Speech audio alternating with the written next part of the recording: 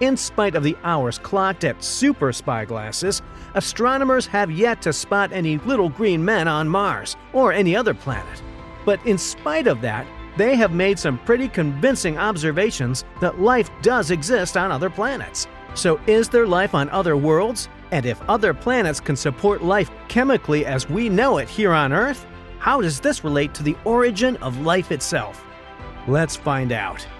Welcome to Space World. In today's video, we are going to talk about the signs of life discovered by scientists on other planets. So, if you want to know more about it, then stay with us until the end of the video.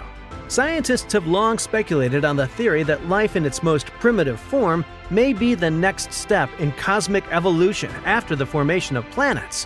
While this is still only a theory, new ideas on planetary origin and recent discoveries in chemistry have given it support.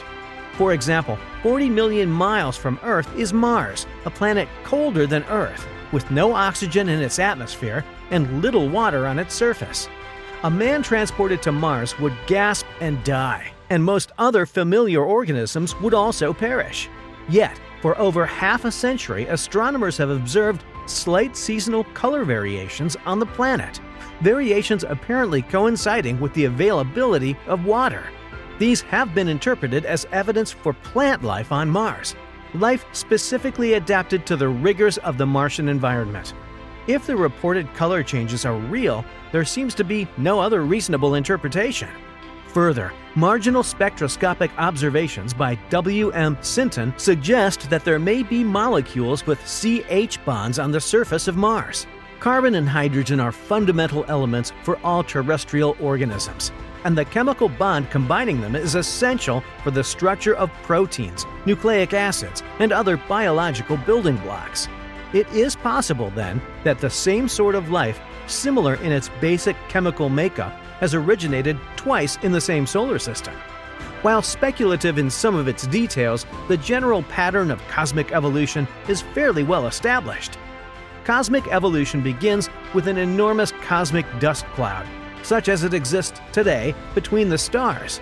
Such a cloud has a cosmic abundance of the elements, being composed primarily of hydrogen and helium, with only a small admixture of heavier elements.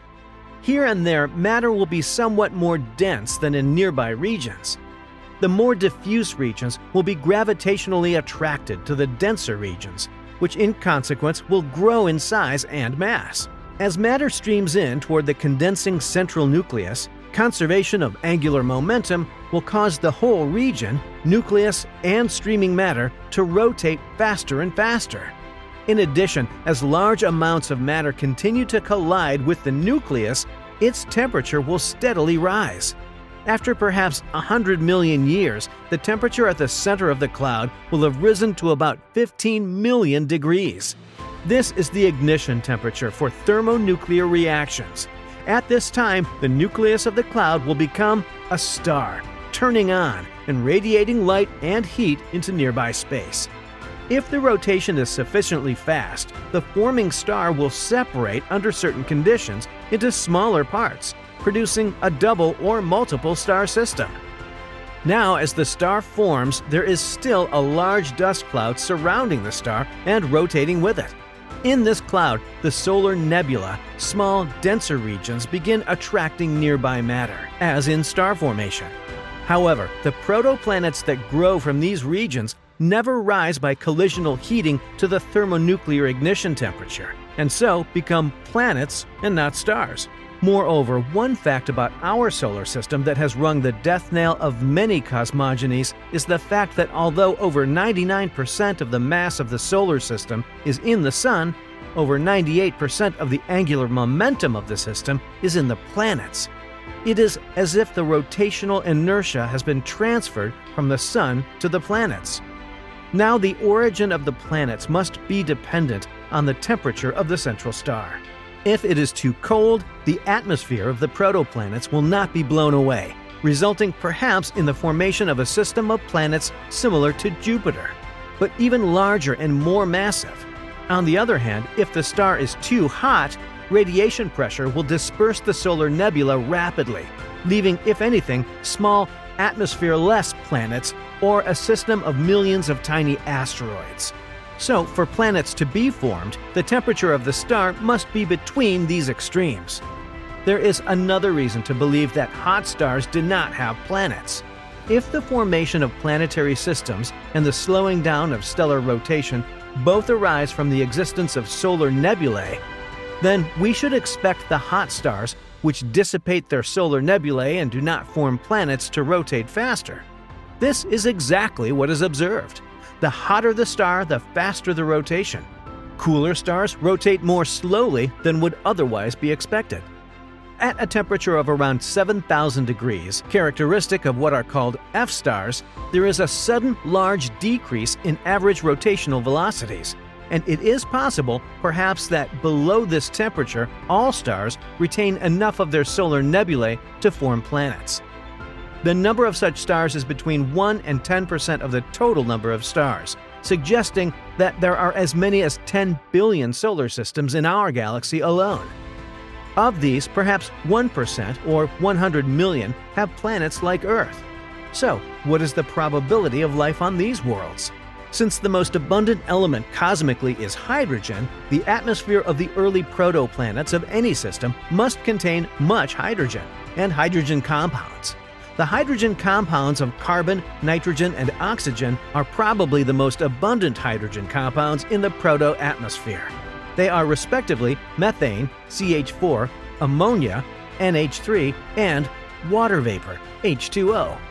In 1953, Stanley Miller, Ph.D. 1954, then a graduate student working under Professor Harold C. Urey, showed that when hydrogen, methane, ammonia, and water vapor are mixed together and supplied with energy, some fundamental organic compounds are produced. These compounds are almost all amino acids, the biochemical building blocks from which protein is constructed. There is also some reason to believe that amino acids lead to the formation of purines and pyrimidines, which are in turn building blocks for nucleic acids. Proteins and nucleic acids are the two fundamental constituents of life as we know it on Earth. Hereditary materials such as genes and chromosomes are composed perhaps exclusively of nucleic acids and proteins. In addition, enzymes, which catalyze slow chemical reactions and thereby make complex life forms possible, are always proteins. Experiments of comparable importance to those of Miller have been performed by S.W. Fox. Fox applied heat in the range between 100 and 200 degrees centigrade to simple molecules, such as those synthesized by Miller. This simple procedure produced small amounts of complex organic molecules that happen to be widely distributed in all terrestrial organisms. In particular, Fox has produced uredusuccinic acid, a key intermediary in the synthesis of nucleic acids. Now, it is really striking that the molecules produced by Miller and Fox are precisely the molecules necessary to form life as we know it. Almost no molecules were produced which are not fundamentally involved in modern terrestrial organisms. Therefore, the processes described by Miller and Fox would probably occur on at least one planet of each star of moderate temperature. All that is required is a way of collecting the molecules produced by these processes into one place where they can interact. And this is it for today, guys. What are your thoughts on today's video? Share your views with us in the comments below. Also, don't forget to give this video a thumbs up, subscribe to the channel, and ring the bell icon for more amazing videos about space. And thank you for watching.